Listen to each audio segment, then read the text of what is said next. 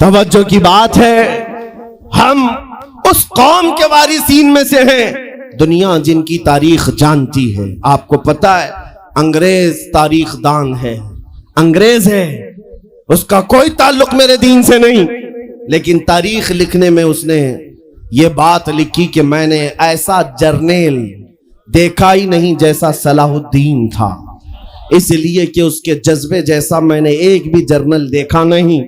ایک بار کا واقعہ لکھا ہے کہ 12,000 کی فوج تھی صلاح الدین کے ساتھ، 12,000 کی فوج تھی صلاح الدین ایوبی کے ساتھ، اور جس وقت وہ میدان میں اترا مقابل میں صلیبیوں کی تعداد 4 لاکھ کی تھی، 4 لاکھ کی تھی۔ 4 لاکھ کی تعداد دیکھ کر نہ وہ گھبرایا نہ بھاگا، پلٹ کر اپنی فوج سے پوچھا کیا مشورہ ہے تمہارا، مقابل میں اترے یا نہیں اترے؟ صلاح الدین کے لشکری اور اس کے نوجوان سپاہی عام لوگ نہیں تھے، جذبہ جوان تھا۔ عرض کیا ہے صلاح الدین ہمارے سپہ سالار، رسول اللہ کے صحابہ تعداد دیکھ کر اترتے تھے تو ہم بھی تعداد دیکھ کے اتریں گے، اگر نبی کے صحابہ تعداد نہیں دیکھتے تھے تو ہم بھی اس تعداد کا کوئی پرواہ نہیں کریں گے۔ صلاح الدین ان کی باتوں کو لے کر اتر تو پڑا۔ تاریخ لکھنے والا انگریز آدمی ہے، کہتا ہے مقابلہ کر لینا اور بات ہوتی ہے، لیکن 4 لاکھ کو تتر بتر کر کے رکھ دینا تاریخ کی الگ بات ہوتی ہے۔ صلاح الدین کے اس کارنامے کے بعد وہ انگریز تاریخ دان کہتا ہے ہمارے علاقوں میں حال یہ ہو گیا تھا، ہمارے ہاں کی مائیں اپنے بچوں کو تھپکیاں دے کر سلاتی تھی اور یہ کہتی تھی کہ بیٹا سو جا نہیں تو صلاح الدین آ جائے۔ سبحان اللہ، سبحان اللہ۔ یہ میں اس لیے باتیں عرض کر رہا ہوں کہ صلاح الدین ایوبی کی طاقت وہ ان کی اپنی باڈی کی طاقت نہیں تھی، وہ نہ ہی کسی جگہ سے ورزش کر کے حاصل کی ہوئی طاقت تھی۔ صلاح الدین کی طاقت عشق مصطفیٰ کی وجہ سے تھی، وہ محبت رسول کا پیکر تھا۔ ہم نے تاریخ میں ان جوانوں کو دیکھا ہے جنہوں نے تاریخ الٹ کر کے رکھ دیا ہے، جنہوں نے زمین میں ایک الگ پرچم لہرا کر رکھ دیا ہے۔ آپ کو پتا ہے اسی ہندوستان کی سرزمین پر سب سے پہلا 10,000 کا لشکر لے کر آنے والا ایک جوان عرب سے سب سے پہلے آنے والا محمد بن قاسم صرف 19 سال کی عمر میں آیا تھا، 19 سال کی عمر میں آیا تھا۔ کس لیے آیا تھا؟ مال لوٹنے نہیں آیا تھا، یہاں جگہ قبضہ کرنے نہیں آیا تھا، جیسے آج تاریخ توڑ مروڑ کر کے بتائی جا رہی ہے۔ جتنے بادشاہ آئے سب اکرمن کیے، سارے لوگ یہاں لوٹ پاٹ کرنے آئے تھے، یہ تاریخ توڑ مروڑ کر بیان کی جاتی ہے۔ میرے عزیزوں اس پر پھر کبھی گفتگو کریں گے، لیکن محمد بن قاسم کیوں آیا تھا؟ الہ آباد کے ایک پنڈت ہے، انہوں نے خود لکھا ہے، میں اپنی بات نہیں پنڈت جی کی بات کہہ رہا ہوں۔ اس وقت حالات ایسے ہو گئے تھے کہ چند عورتیں، مسلمان عورتیں جو سری لنکا کی سرزمین سے حج کے لیے جا رہی تھی، اس وقت راجہ دابر سنگھ اس کے کچھ گنڈوں نے ان عورتوں کو پکڑ لیا، ان کی عزت لوٹی، ان کا مال لوٹا، ان کو قیدی بنایا۔ ان عورتوں نے اس وقت پکار کر کہا تھا کہ کوئی ہے جو ہماری عزت بچائے گا؟ کوئی تجارت کرنے والا باہر سے آیا ہوا تاجر بات سن کر کے عرب گیا، عرب میں جا کر گورنر جو تھا اس کے سامنے واقعہ بیان کر رہا تھا۔ 19 سال کا جوان محمد بن قاسم وہاں سے گزر رہا تھا، اس نے اتنا واقعہ سنا کہ ہند کی سرزمین پر کچھ ہماری بہنوں کی عزت لوٹی جا رہی ہے، وہیں کھڑے ہو کر اس نے کہا لبیک یا اختی، اے میری بہن میں تیری عزت کی حفاظت کے لیے آ رہا ہوں۔ وہاں سے پکارا اپنے چچا جو گورنر تھا اس وقت، اس سے 10,000 کا لشکر لے کر کے سب سے پہلے یہاں آنے والا محمد بن قاسم کس لیے آیا تھا؟ مال لوٹنے کے لیے نہیں، عورتوں کی عزت بچانے کے لیے آیا تھا۔ ہندوستان کی سرزمین پر قدم رکھا اور اس کے بعد سامنے مقابل میں فوراً جنگ کے لیے نہیں آیا، کہا کہ جن عورتوں کو قیدی بنایا وہ چھوڑ دو، جو حج کے لیے جا رہی تھی انہیں آزاد کر دو، اور دوسری بات جنہوں نے گنڈا گردی کی ہے انہیں پکڑو اور جیل میں ڈالو۔ راجہ کو گھمنڈ تھا، उसने इनकार किया तो मोहम्मद बिन कासिम ने कहा चलो आओ मोहम्मद अरबी के शेरों से मुकाबला हो जाए। 3 दिन का मुकाबला हुआ था, न राजा बचा न बाजा बचा, सारे हजारे इधर से उधर हो गए और मोहम्मद बिन कासिम का परचम लहराया। मेरे अजीजों, औरतों की इज्जत का मुहाफिज 19 साल का जवान था जिसने आते ही औरतों की इज्जत भी बचाई और मेरे दीन का परचम भी लहराया। मैं आज पूछता हूं हमारी उम्रें कितनी हो गई? कई जवान 25 साल 30 साल क्रॉस कर चुके। आज बहुत सारी औरतों की इज्जतें जब लूटी जाती हैं, तुम तो मोबाइल में देख देख करके शेयर कर देते हो, वीडियो इधर से उधर फैला देते हो और उसके बाद समझते हो हम बहुत बड़ा काम कर रहे हैं। हर कोई यही कहता है सबको शेयर करो, सबको शेयर करो, काय के लिए शेयर करो? मेरे अजीजों, ये कौन सी जंग लड़ रहे हो? व्हाट्सएप मोबाइल की जंग लड़ रहे हो? तुम्हारे अंदर अगर गैरत बाकी है तो मेरे अजीजों, किसी की इज्जत लुटते हुए देखकर तुम तमाशा नहीं कर सकते। ईमान बेदार करो, ईमान बेदार करो। ये आज हालात क्यों आए? इमाम गजाली की एक बात मैं सुनाता हूं। बहुत सालों पहले उस इमाम ने कहा था, 1000 साल पहले तकरीबन, उस इमाम ने कहा था जब इस उम्मत के सामने उनके रसूल की तौहीन हो रही हो और उम्मत खामोश बैठी रहे तो चंद दिन इंतजार करें, इनकी माँ और बहनों को बाजार में लाकर नीलाम किया जाएगा, इनकी माँ और बहनों की इज्जत लूटी जाएगी और ये कुछ ना कर सकेंगे, इनके बच्चों को मारा जाएगा और ये कुछ ना कर सकेंगे। मैं आज महसूस कर रहा हूं हुजूर की गुस्ताखी पर और तौहीन पर खामोश रहने का नतीजा यह है कि अब हमारे घर भी सलामत नहीं रहेंगे। लोग आज चीख रहे हैं, मस्जिदें वीरान हो गई, मस्जिदें टूट रही हैं, खानकाहें टूट रही हैं, न जाने कितने मज़ारात बिल्डोजर से खत्म किए जा रहे हैं। ये तमाम बातें अपनी जगह पर। मैं आपसे पूछता हूं, जाने ईमान रसूलुल्लाह की इज्जत बाकी नहीं रही तो फिर कुछ भी बाकी नहीं रहा। वो जो न हो तो कुछ न हो, वो जो न थे तो कुछ न था। जान है वो जहान की और जान है तो जहान है। आपसे मैं यही कहना चाहता हूं, सीरियस हो जाओ, हसास हो जाओ। हंसी मजाक गलछड़े ये लतीफे लोगों के दरमियान अय्याशियां खत्म कर डालो। आज हर एक के घर से धुआं उठ रहा है और लोग अभी खुशियां और तमाशा देखने में मसरूफ हैं। आज पूरी दुनिया में जो तमाशा है आप नहीं अंदाजा कर सकते। फिलिस्तीन के बच्चों के साथ खून की होली खेली जाती है। हमने इराक में देखा है चंद साल पहले जहां मैदान में खेला करते थे लोग, आज वो मैदान कब्रों से भर चुका है, कब्रों से भर चुका है। इतनी मौतें होती हैं कि जनाजा उठाने के लिए लोग नहीं होते, जनाजा उठाने के लिए लोग नहीं होते। ये तमाम हालात क्यों पैदा हुए? मुल्क शाम के हालात इतने सख्त तरीन हो गए हैं कि तकरीबन 50 लाख के करीब बेघर हो चुके लोग, जिनका घर नहीं, सब टूट चुका। ये हालात देखकर मैं आपसे कहता हूं, बेदार हो जाओ और अमल की तरफ आ जाओ। क्या अब भी तुम्हें अजानें नहीं उठाती? नमाजों के लिए दौड़ते नहीं? अल्लाह का कहर जब आता है, पकड़ आती है, तो फिर कोई तुम्हें नहीं बचा सकता, कोई नहीं बचा सकता। मैं वार्निंग भी दे रहा हूं और आपको बता भी रहा हूं कि नबी करीम सल्लल्लाहु तआला अलैहि वसल्लम का दरवाजा अभी खुला हुआ है, खुला हुआ है। और वो ऐसा नबी है, ऐसा नबी है जिसके दरबार से वाबस्ता होने में कभी आपको शर्म नहीं आएगी इंशाअल्लाह, और कभी आप अपने आप को बेआबरू नहीं समझेंगे, कभी नहीं। मैं अपनी प्रैक्टिकल लाइफ बता रहा हूं। हुजूर की मोहब्बत में, वो वफा में जो मजे हैं वो दुनिया में कहीं नहीं, कहीं नहीं है। जब बेचैन दिल होता है तब भी हम, मेरे अजीजों, गाने सुनकर के अपनी बेचैनी दूर नहीं करते।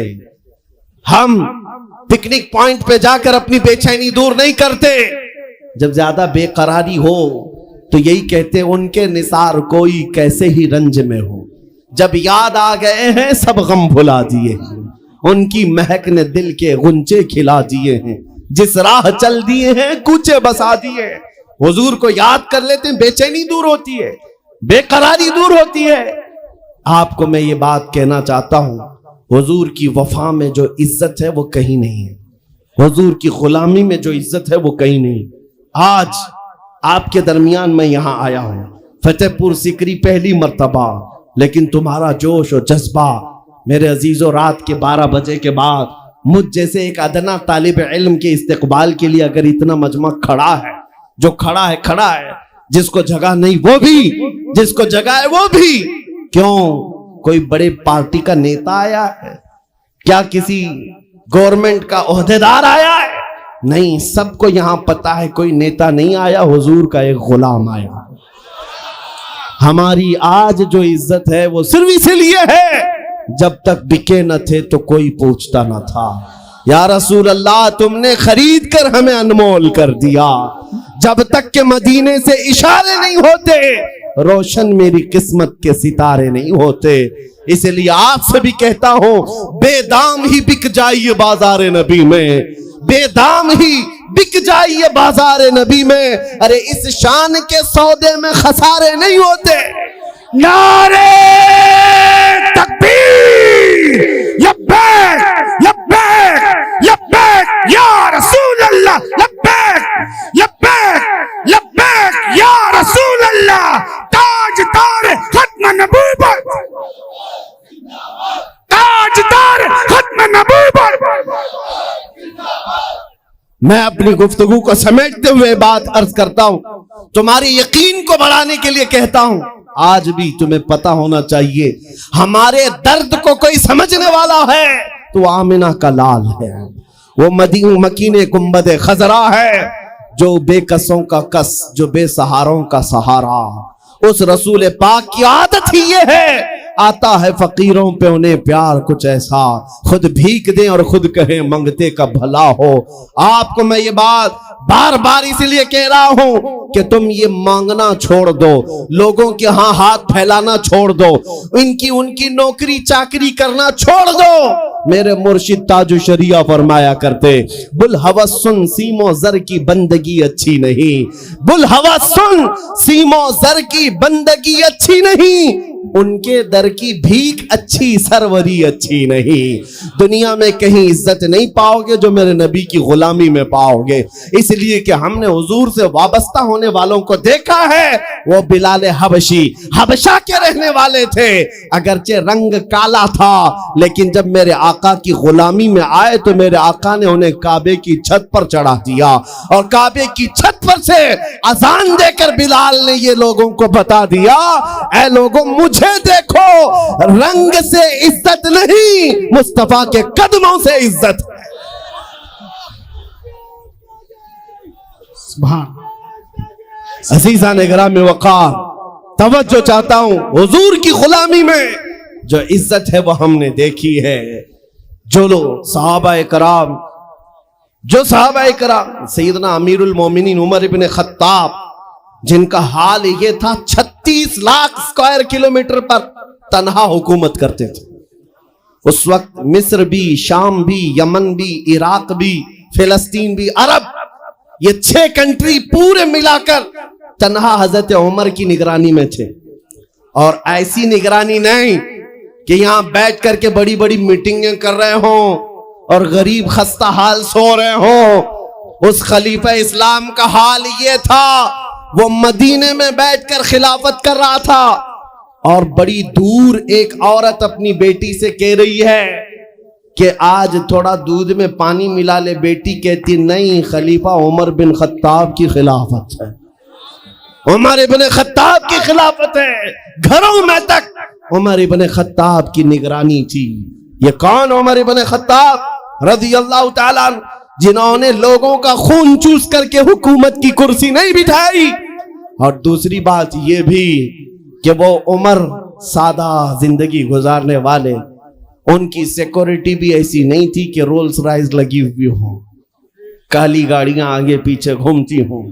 میرے عزیزوں، اس عمر ابن خطاب کی بات کر رہا ہوں، جب بیت المقدس فتح ہو گیا تو وہاں سے حضرت ابو عبیدہ بن جراح نے خط لکھ کر کے بھیجا کہ لوگوں کی خواہش ہے عمر ابن خطاب آپ تشریف لائیں، بیت المقدس کی چابی آپ کے ہاتھ میں دی جائے گی، آپ تشریف لائیں۔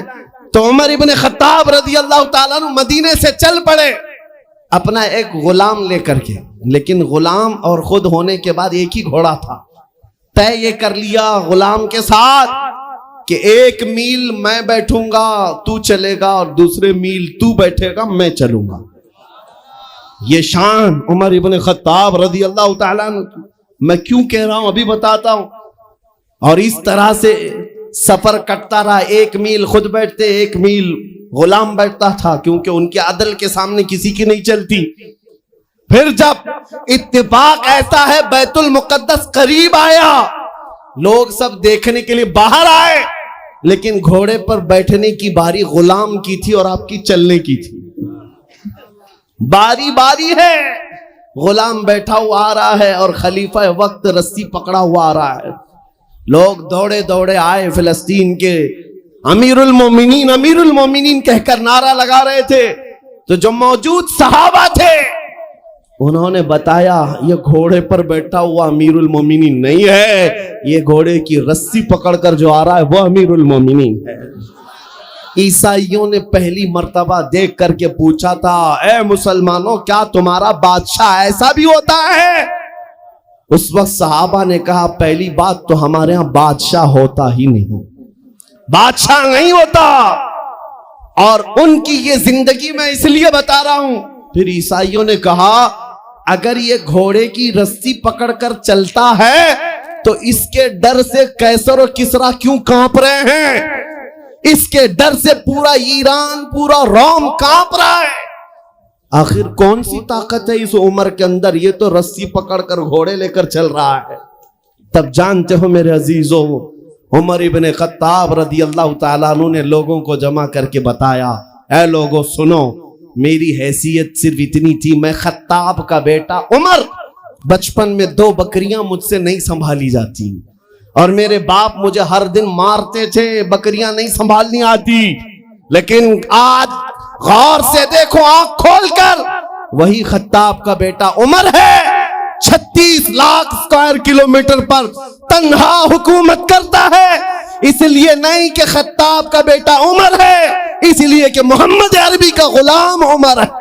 نعرہ تکبیر, نعرہ رسالت, مرحبا یا مصطفیٰ, مرحبا یا مصطفیٰ. عزیزان گرامی وقار, میں آپ کو کئی مثالوں سے بتا سکتا ہوں. عزت صحابہ نے رسول اللہ کے قدموں سے پائی ہے, عزت نبی پاک کے قدموں سے پائی ہے. آج جس جلسے میں جائیں اعلیٰ حضرت اعلیٰ حضرت, ابھی اگر میں پوچھوں عشق محبت عشق محبت, اعلیٰ حضرت اعلیٰ حضرت, آپ کو بولنے کی ضرورت ہی نہیں. ہر علاقے میں سنیوں کا مجمع خود ہی کہتا ہے. حالانکہ اس نعرے کا مطلب کیا ہے؟ عشق محبت 2 لفظ ہیں. جیسی ہی عشق پکارا جائے محبت پکاری جائے, ہر ایک کہتا ہے اعلیٰ حضرت اعلیٰ حضرت. میرے عزیزو یہ بات اس لیے میں کہہ رہا ہوں, 100 سال گزر جانے کے بعد بھی اس امام کا نعرہ ہر مجلس کی رونق کیوں بنا ہے؟ اس لیے کہ وہ بریلی کا امام زندگی بھر اپنے قصیدے نہیں پڑھتا تھا, اپنے خاندان کی بڑائیاں نہیں بولتا تھا, بلکہ جب بھی بولتا تھا تو یوں کہتا, سرور کہوں کہ مالک و مولا کہوں تجھے, باغ خلیل کا گل زیبا کہوں تجھے, تیرے تو بس عیب تناہی سے ہیں بری, حیران ہوں میرے شاہ میں کیا کیا کہوں تجھے. لیکن رضا نے ختم سخن اس پہ کر دیا, خالق کا بندہ خلق کا آقا کہوں تجھے. اس بریلی کے امام نے زندگی بھر اپنے نبی کی تعریف کی, لیکن جب دنیا سے چلا گیا تو رب ذوالجلال نے نہ ان کا نام مٹنے دیا نہ ان کا کلام مٹنے دیا. سبحان اللہ سبحان اللہ. اس لیے یہ فارمولا سمجھ کر کے چلو, جو حضور کی بات کرتا ہے وہ زندہ رہ جاتا ہے. آج بھی آپ کو یہ قصیدہ یاد ہے, مولا یا صلی وسلم دائما ابدا, سنے ہو کہ نہیں سنے ہو؟ یہ قصیدہ اردو میں نہیں ہے, عربی میں ہے. تمہیں تو عربی شاید سمجھ میں آتی نہیں آتی, لیکن سب کو پڑھنے میں لطف آتا ہے, سننے میں لطف آتا ہے. یہ شرف الدین بوسیری کا لکھا ہوا 700 سال پہلے کا قصیدہ ہے. میرے نبی کی محبت میں لکھا تھا. جب فالج کی بیماری ہو گئی تھی, لکوا, پیرالائز ہو گیا تھا, اور علاج کرا کر تھک گئے, آخر میں ایک دن کمرے میں بیٹھ کر یہی قصیدہ لکھنے لگ گئے. امن تذکر جیران بذی سلمی مزجت دمعا جرا من مقلة بدمی ام حبت الریع من تلقاء کاظمة واومض البرق في الظلماء من اظمی فما لعینیک ان قلت تکففا ہمتا وما لقلبک ان قلت تستفق یہمی محمد سید الکونین والثقلین والفریقین من عرب ومن عجم هو الحبیب الذي ترجى شفاعته لكل هول من الاهوال مقتحم دعا الى الله فالمستمسكون به مستمسكون بحبل غير منفصم يا اكرم الخلق ما لي من الوذ به سواك عند حلول الحادث العمم يا رب بالمصطفى بلغ مقاصدنا واغفر لنا ما مضى يا واسع الكرم. امام شرف الدین بوصیری کا لکھا ہوا یہ کلام 170 اشعار ہیں. الحمدللہ پورا یاد ہے لیکن پڑھنے کے لیے اتنا وقت نہیں ہے. لیکن جس زمانے میں انہوں نے لکھا تھا اس وقت ان کو پیرالائز ہو گیا تھا, فالج ہو گیا تھا, لقوہ مار گیا تھا. لیکن اس کے باوجود جب کلام لکھ کر کے سو گئے روتے روتے, قسمت جاگ گئی, خواب میں میرے آقا تشریف لائے. کہا بوصیری جو کلام تم نے لکھا ہمیں بھی سناؤ. جانتے ہو انہوں نے جب قصیدہ لکھا تھا پورا تو لکھ دیا تھا, لیکن شروع کا جو شعر ہے مولا صلی وسلم دائما ابدا, یہ آدھا ہی بنا تھا, دوسرا بنی نہیں پایا تھا. جب خواب میں حضور نے پوچھا بوصیری سناؤ, تو سنانے لگے یا رسول اللہ ابی و امی فدا مولا صلی وسلم دائما ابدا. اٹک گئے, دوسرا تو بنا ہی نہیں تھا. حضور نے فرمایا اس کا دوسرا شعر میری جانب سے علی حبیبک خیر الخلق کلہم. حضور پاک نے ارشاد فرمایا اور اس کے بعد اپنی چادر اٹھا کر امام بوصیری کو پہنایا. کہاں؟ خواب میں. خواب میں حضور اکرم صلی اللہ تعالی علیہ وسلم کی وفات کے 700 سال بعد کے ہیں. امام شرف الدین بوصیری حضور کی انتقال کے 700 سال بعد کے تقریباً. خواب میں چادر بھی دی اور اپنا نرم و ملائم ہاتھ میرے آقا نے شرف الدین بوصیری کے جسم پر پھیرا اور مسکرا کر کے چلے گئے. تم کیا مسکرائے کہ گل کھل گئے. اور میرے عزیزوں, میرے آقا تو گھر پر آئے بھی اور چلے بھی گئے. شرف الدین بوصیری کہتے میری آنکھ کھلی تو بھینی بھینی خوشبوؤں سے گھر مہک رہا تھا. میں نے سوچا خواب کی بات خواب ہے, لیکن دیکھا تو رات میں حضور نے جو چادر دی تھی وہ گود میں پڑی ہوئی تھی, گود میں رکھی ہوئی تھی. اٹھایا اور چوما. سوچا میں تو فالج والا ہوں, ہاتھ پیر تو اٹھتے نہیں, لیکن جب ہاتھ اٹھایا پیر اٹھایا دیکھا پورا صحیح سلامت ہے. میرے آقا صلی اللہ علیہ وسلم نے انہیں نوازا. میں یہ واقعہ بیان کرنا مقصود نہیں تھا, لیکن درمیان میں بات آئی اس لیے کہہ رہا ہوں کہ اس شرف الدین بوصیری کا قصیدہ گھر گھر پوری دنیا میں بچوں کو یاد ہے. چھوٹا ہی صحیح, ایک شعر ہی صحیح, کیوں 700 سال پہلے کہے ہوئے قصیدے کو اللہ نے آج بھی زندہ رکھا ہے, صرف ہماری زبانوں پر نہیں. آج جا کر مدینہ طیبہ میں دیکھو, حضور پاک کی جالیوں میں اندر جانے والا جو دروازہ ہے اس دروازے کی کڑی پر بھی یہ شعر لکھا ہوا. میرے آقا نے اس قصیدے کو ایسا قبول کیا ہے. حضور کی تعریف کرنے والا مرتا نہیں ہے, حضور کی تعریف کرنے والا اس کا نام فنا ہوتا نہیں ہے. زندہ ہے, زندہ ہے, آج بھی زندہ ہے. میں پھر کہتا ہوں تم کہاں گھبرائے ہوئے ہو ان گوفے میں بیٹھے ہوئے پاکنڈی کتوں سے, ان لومڑیوں سے جو اندر بیٹھ کر کے تو میرے نبی کی شان میں بھونک سکتے ہیں. 4 بچوں کے سامنے آ کر بات تو کر کے دکھاؤ. ان کی حالت تو یہ ہے, حضور کی شان میں بھونکنے کے بعد زندگی اجیرن ہو گئی, بے چین ہو گئی. بغیر سیکورٹی گارڈ کے باہر نکلنا دوبھر ہو جاتا ہے, نہیں آ پاتے. رات کی نیند بھی خراب, دن کا چین بھی گیا. ارے ان کے گوفے میں اگر ہمارا 8 سال کا بچہ بھی چلا گیا پانی پینے کے لیے ایٹم بم لگنے لگتا. وہ کہتے ہیں آتنکوادی آ گیا تھا. 8 سال کا بچہ, کیوں یہ ڈر کیوں سوار ہے؟ حضور کی شان میں جب توہین کرو گے ڈر ڈر کر کے ہی مرو گے. اور حضور کی جو تعریف کرتا ہے وہ پوری دنیا میں چہکتے مہکتے ہمیشہ لوگوں کے دلوں میں زندہ رہ جاتا ہے. آج اس ہندوستان کی سرزمین پر چھوٹا سا قصبہ ہے لیکن ہر جوان پکار رہا ہے لبیک یا رسول اللہ. پکارتے ہو کہ نہیں پکارتے ہو؟ کسی کو لبیک کہنے میں ڈر لگتا ہے؟ ڈر ہے کسی کو؟ ہاں، بات یہ سنو، یہ علامہ خادم حسین رضوی رحمت اللہ علیہ کا پکارا ہوا نعرہ تھا، اور ایسا زندہ ہو گیا، ایسا زندہ ہو گیا۔ میں دوسروں سے کہتا ہوں جس کو لبیک کے نعرے سے چڑ ہے وہ آج سے عادت بنا لے روز سننے کی، کیونکہ یہ قیامت تک لگنے والا ہے، یہ بند ہونے والا نہیں ہے، قیامت تک لگے گا۔ اور میں ان سے کہتا ہوں گھبراؤ مت ان نعروں سے، ہم تمہارے باپ کو نہیں پکار رہے، ہم اپنے نبی کو پکار رہے ہیں۔ لبیک یا رسول اللہ کا مطلب ہوتا ہے اے اللہ کے رسول میں حاضر ہوں، اے اللہ کے رسول میں، ترجمہ کیا ہے اے اللہ کے رسول میں؟ لبیک یا رسول اللہ کا مطلب یہ ہوتا ہے اے اللہ کے رسول میں۔ اور جب اپنے نبی کو پکار رہے ہیں تو ڈرنا کس بات کا، خوف کس بات کا؟ کسی کے باپ کو پکار رہے ہیں، کسی کے خاص نیتا کو پکار رہے ہیں؟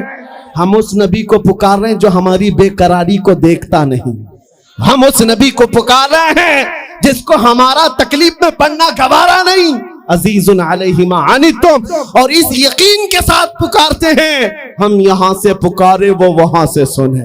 مصطفیٰ کی سماعت پہ لاکھوں سلام۔ وہ اور ہوں گے جو میرے نبی کو مردہ سمجھتے ہیں، ہم تو یہ عقیدہ رکھتے ہیں تو زندہ ہے واللہ، تو زندہ ہے واللہ، میری چشم عالم سے چھپ جانے والے۔ اے سنیو، آج کی مجلس میلاد میں ہم یہ دعا کر کے جائیں گے میرے آقا کی بارگاہ میں، دعا کریں گے انشاءاللہ، یہ دعا کریں گے یا رسول اللہ چمک تجھ سے پاتے ہیں سب پانے والے، میرا دل بھی چمکا دے، میرا دل بھی چمکا دے، میرا دل بھی چمکا دے۔ برستا نہیں دیکھ کر ابر رحمت، بدوں پر بھی برسا دے، برسانے والے میں مجرم ہوں آقا، مجھے ساتھ لے لو کہ رستے میں ہیں جا بجا تھانے والے۔ آقا اب ان دنیا کے کتوں کو دیکھ دیکھ کر تھک چکے، اب ہماری آنکھیں خیرہ ہونے کو آ گئی ہیں، ہماری آنکھیں بے حیائیوں کو دیکھ کر کے بے رونق ہونے لگ گئی ہیں، اس لیے مدینے کے تاجدار آپ کے دربار میں صرف اتنی عرض ہے، اتنی عرض ہے میرے آقا آؤ کہ مدت ہوئی ہے تیری راہ میں اکھیاں بچھاتے بچھاتے، تیری یادوں میں، تیری حسرتوں میں بڑے دن ہو گئے گھر کو سجاتے سجاتے۔ سنا ہے آپ ہر عاشق کے گھر تشریف لاتے ہیں، میرے گھر میں بھی ہو جائے چراغاں، میرے گھر میں بھی ہو جائے چراغاں۔